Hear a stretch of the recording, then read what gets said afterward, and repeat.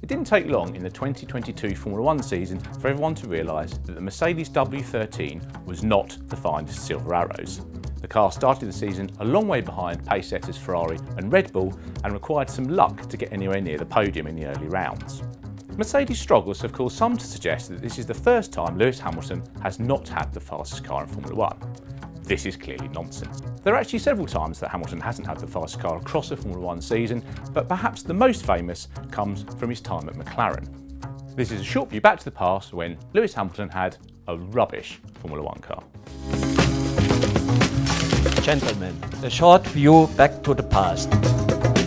Just as in 2022, the 2009 season had significant regulation changes. There are some engineers today who still don't believe that the double diffuser, most famously used by Brawn, was actually legal and shouldn't have been allowed. But it was, McLaren missed it, and they started the season with a significant downforce deficit. The McLaren MP4-24 was 2 seconds off the pace in testing, awkward to drive, and Hamilton could only qualify 15th for the season opening race in Melbourne. That became 18th on the starting grid thanks to a gearbox change penalty. Hamilton took a somewhat fortuitous 4th place in the Grand Prix, but lost it after he was disqualified thanks to controversy surrounding him swapping places with Jarno Trulli's Toyota under the safety car. Thereafter, Hamilton qualified outside of the top 10 more often than not in the first half of the season and only scored points, which were then awarded for the top 8, and there was no nonsense points for fastest lap either, in 3 races. McLaren actually responded to the double diffuser problem quite quickly, but they couldn't get the car working until a raft of upgrades arrived for the German Grand Prix, which was round 9 of 17. They brought new floor, new diffuser, new front wing, pretty much everything on the car was new. I don't know why they didn't call it an MP4-24B or even a 25, but it miraculously transformed the car, and thereafter Hamilton was a consistent top 5 contender. His chances of winning the championship had long since gone, but he took brilliant wins in Hungary and Singapore. He also jumped from 11th in the standings to 5th at the end of the season, while teammate Heikki Kovalainen finished 12th and scored no podiums at all. There were some errors along the way. Hamilton famously crashed out on the final lap of the Italian Grand Prix while chasing the brawn of Jenson Button for 2nd place. It was a lesson learned, but there was never any suggestion that he was lacking motivation with a difficult car. Hamilton had pushed hard in an uncooperative McLaren all season.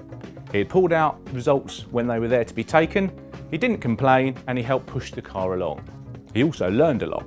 Just as in 2016 when he lost the championship to Nico Rosberg, Hamilton became better after his defeat. Going back to what I said earlier, it's true to say that Hamilton has had other times where he didn't have the best Formula 1 car. The 2010 McLaren and its successor in 2011, neither of those could match the Red Bull of those seasons. The 2012 McLaren was fast, but not reliable enough, and the 2013 Mercedes also chewed its tyres, although it was quite quick, it wasn't the best car across the season. Then of course, you can move on to 2018, when Ferrari had the better package for 2/3 of the season, and of course 2021, when Red Bull had a significant advantage over Mercedes, at least in the first part of the season.